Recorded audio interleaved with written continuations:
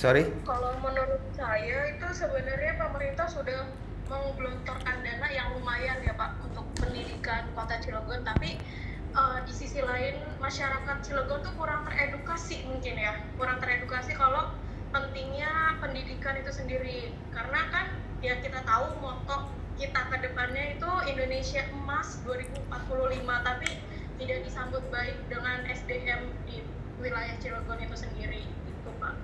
Oke. Jadi menurut Indri terkait dengan masalah yang sudah dilakukan Kota Cilegon itu adalah benar ya. Betul, betul Pak. Oke.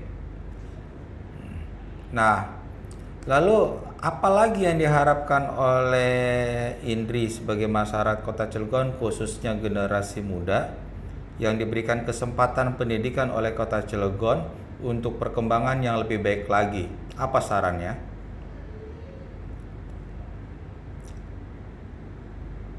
Halo? Ini sebenarnya agak kompleks ya, karena di sini kita langsung berurusan langsung dengan masyarakat. Karena Oke. edukasi masyarakat ini yang kurangnya itu sih.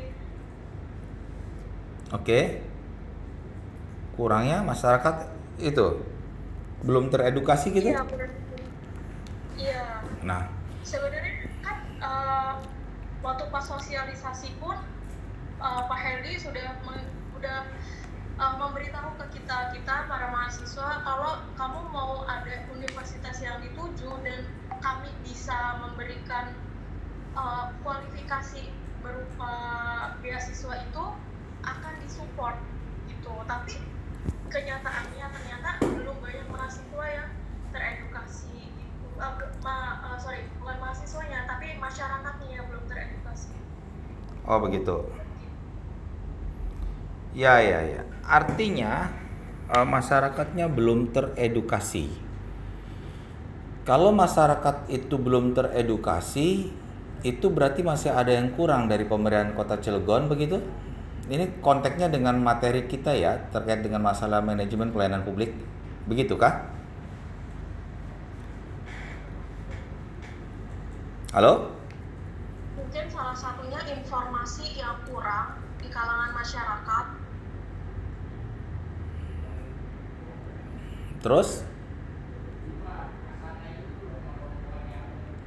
Terus? Sementara itu dulu sih Pak, menurut saya itu yang menjadi poin utamanya. Oke, Aulia apa? Yang lainnya Aulia? Aulia?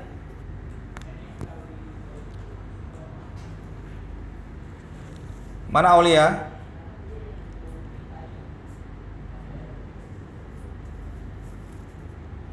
Sofa?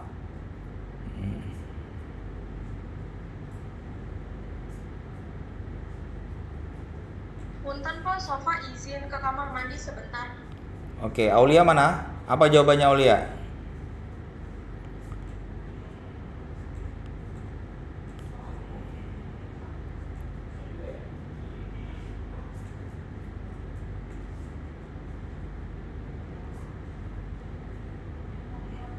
Raul?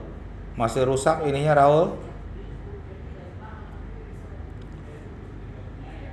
Pak izin, itu Aulia kayaknya jaringannya kurang bagus Pak, soalnya di dia katanya suaranya nggak sinkron gitu Pak.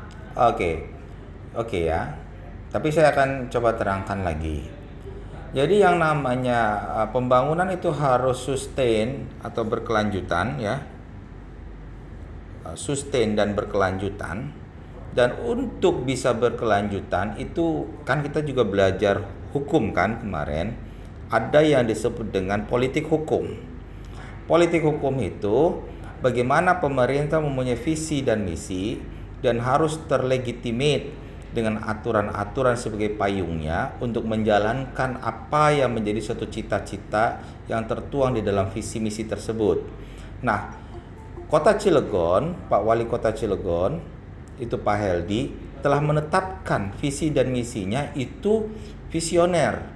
Bagaimana Cilegon sebagai kota industri, hinterlandnya industri, bagaimana Cilegon ini itu ibaratnya kalau misalkan di Eropa dia seperti kayak di Belanda. Jadi seperti kayak mulut naga gitu ya. Karena semuanya berawal dari situ. Kenapa? Ini kalau kita berbicara logistik seperti itu tuh. Ya.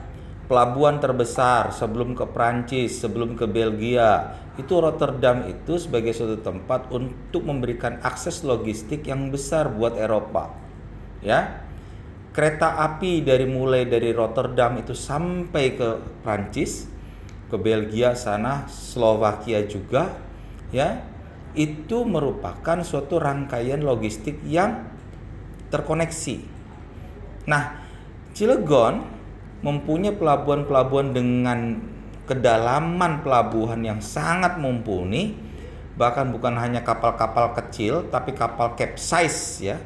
Kapal capesize itu yang ukurannya itu kalau kamu jalan lumayan eklek itu, karena panjangnya bisa mencapai 300 meter ya, lebarnya bisa mencapai 70 atau mencapai 80 meter lebarnya.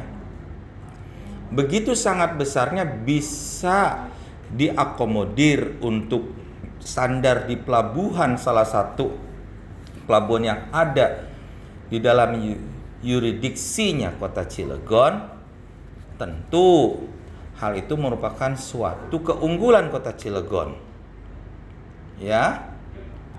Nah, berbicara politik hukum atau berbicara tentang visi dan misi apa yang menjadi suatu ketetapan pemerintah menatap ke depan, tentu kalian adalah merupakan pionir-pionir yang disiapkan.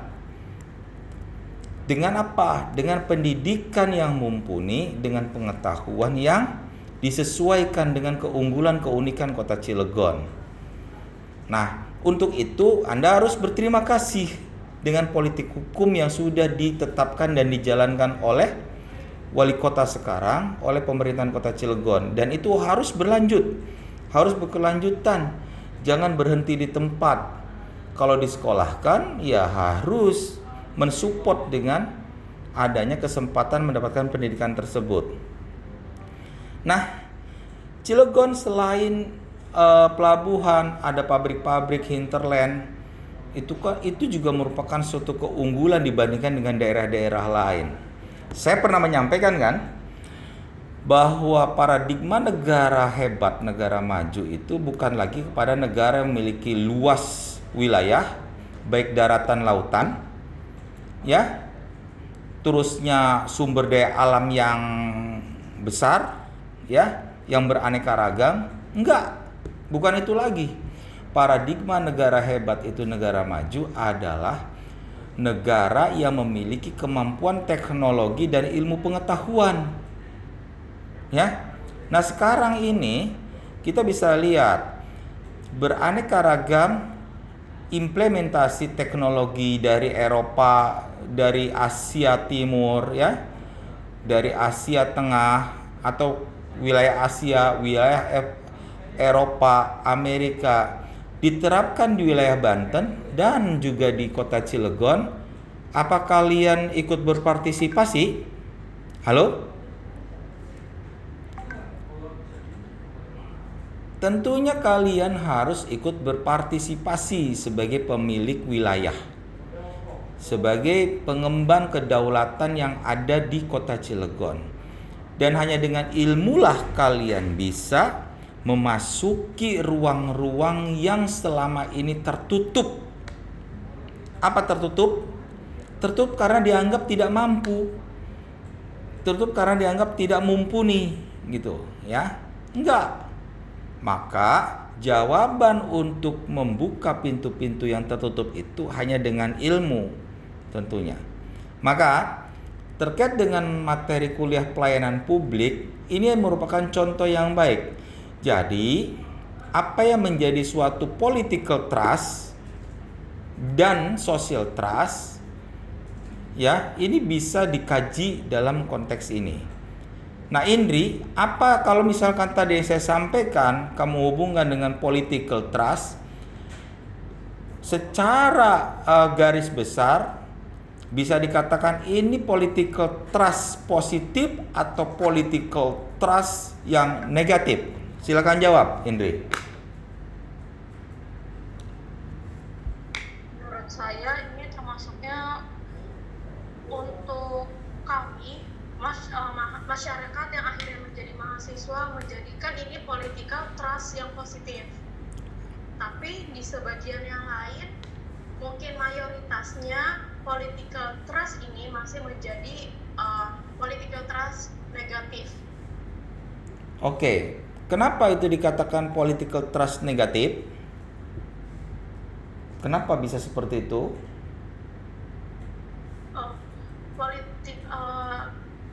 Mungkin ini masih jadi tahap awal karena pembangunan Cilegon yang belum merata, jadi salah satunya, Pak.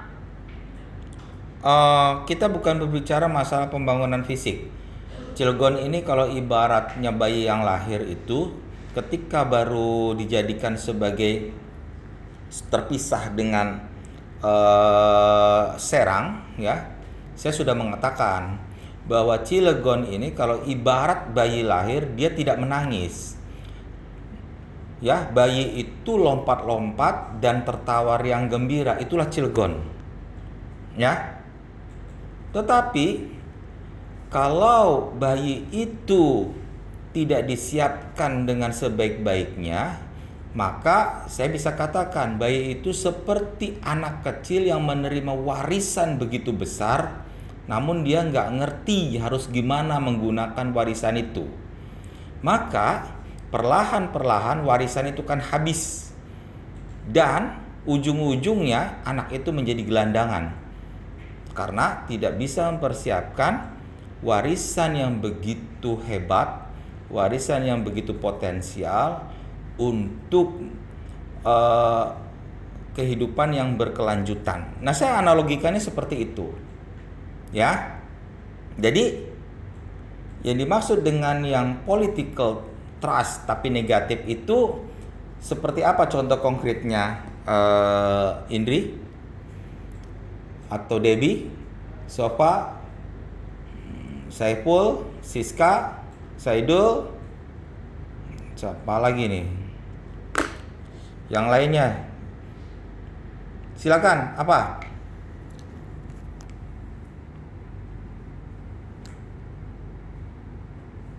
Indri? Sofa? Silakan jawab. Kalau saya mempersilahkan teman yang lain dulu yang bisa jawab, silahkan.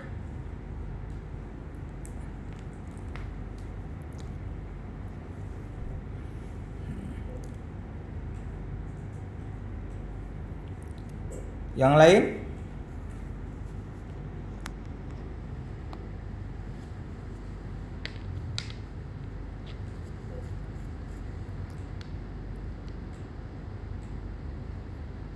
Yang lain?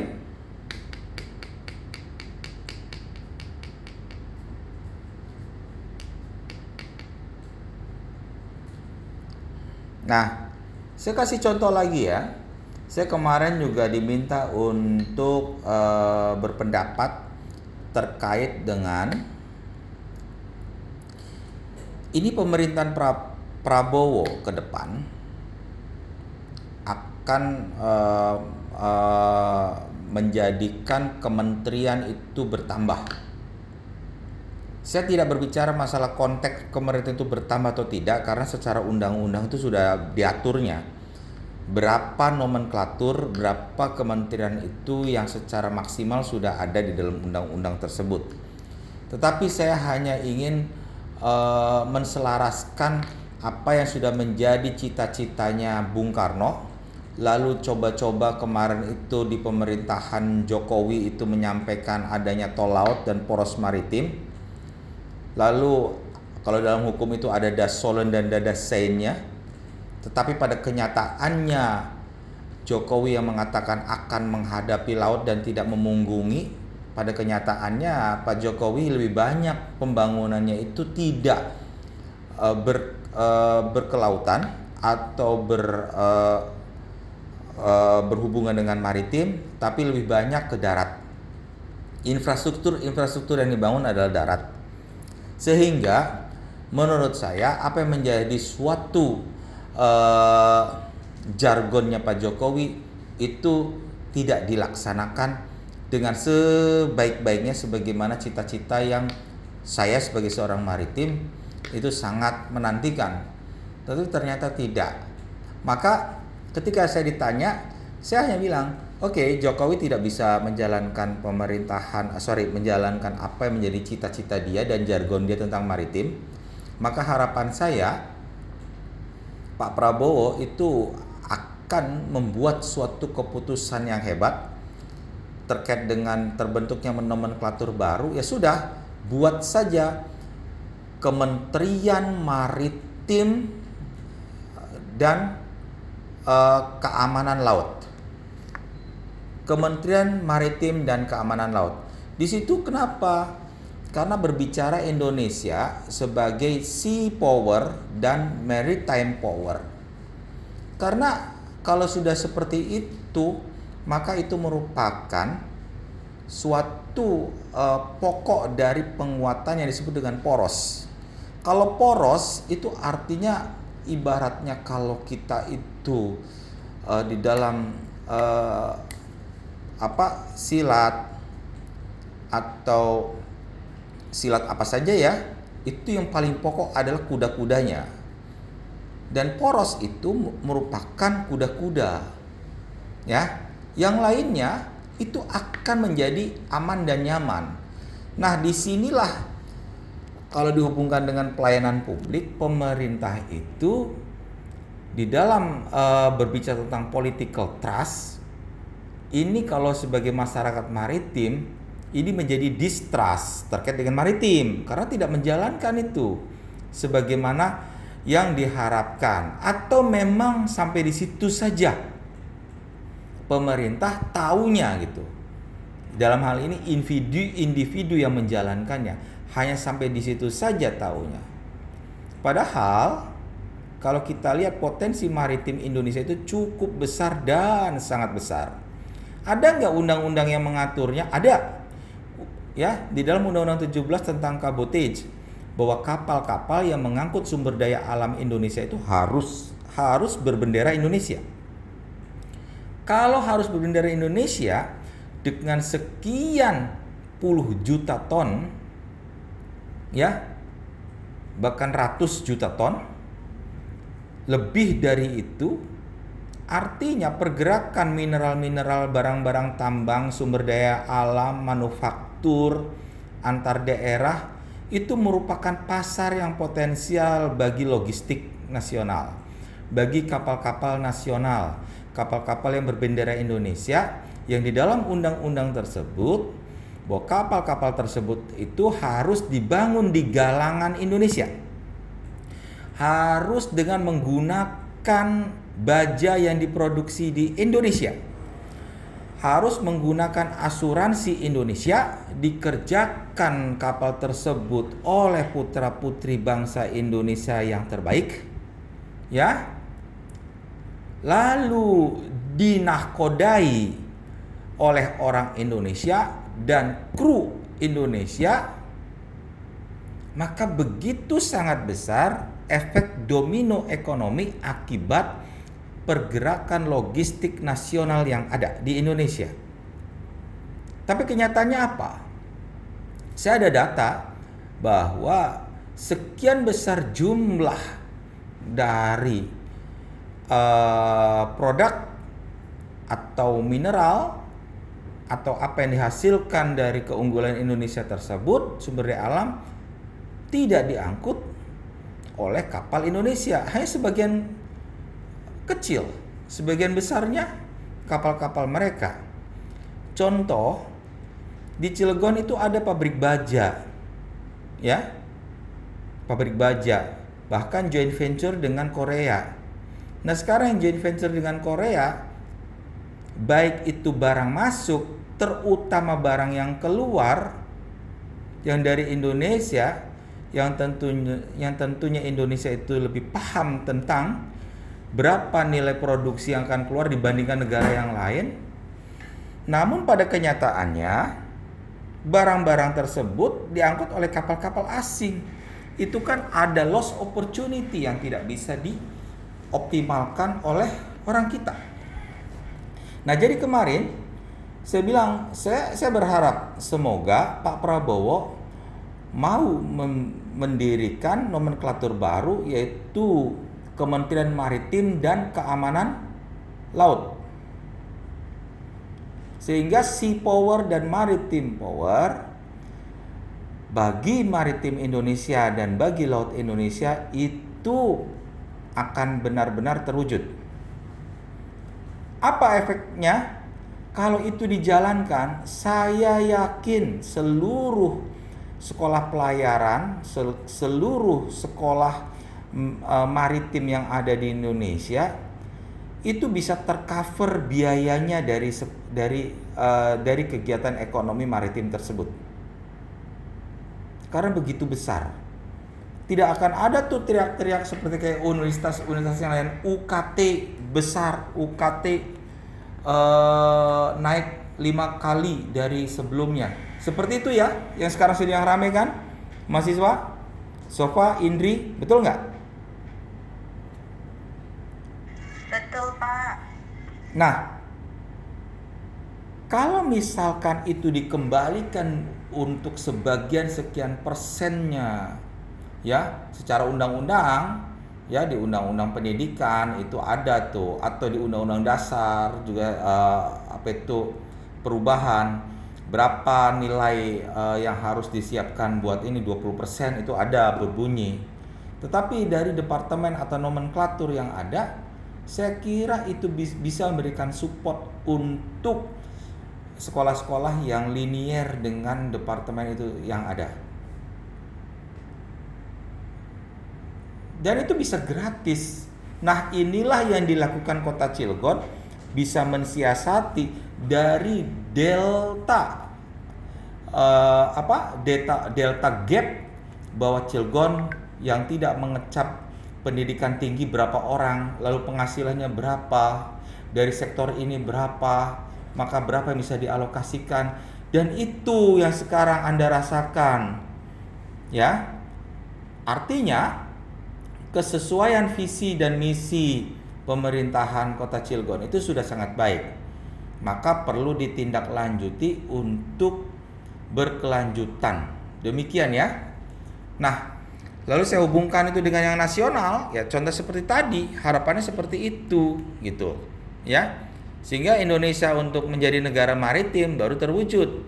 Kalau sampai sekarang saya selalu mengatakan Indonesia belum menjadi negara maritim. Kalau ada para pakar yang bilang ahli Indonesia kita adalah negara maritim, atau para pemimpin-pemimpin mengatakan kita adalah negara maritim, itu adalah salah. Karena paradigma ukuran negara maritim itu bukan dari wilayah airnya yang luas, bukan. Tapi seberapa besar empowering dari sumber daya manusianya, dari pemerintahnya, ya, dapat memberdayakan maritim itu menjadi berkeekonomian. Ya. Berekonomian artinya mampu melahirkan value yang baik.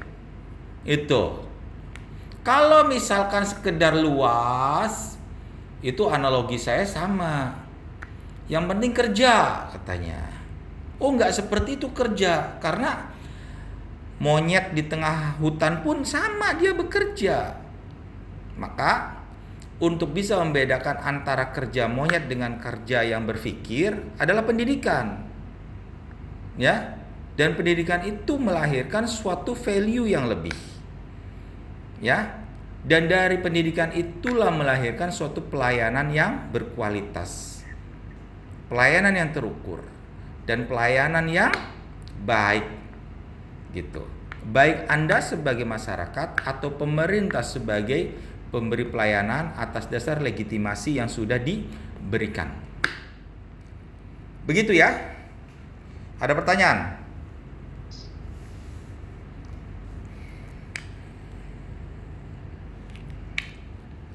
Ada pertanyaan? Baik Pak, tidak ada pertanyaan.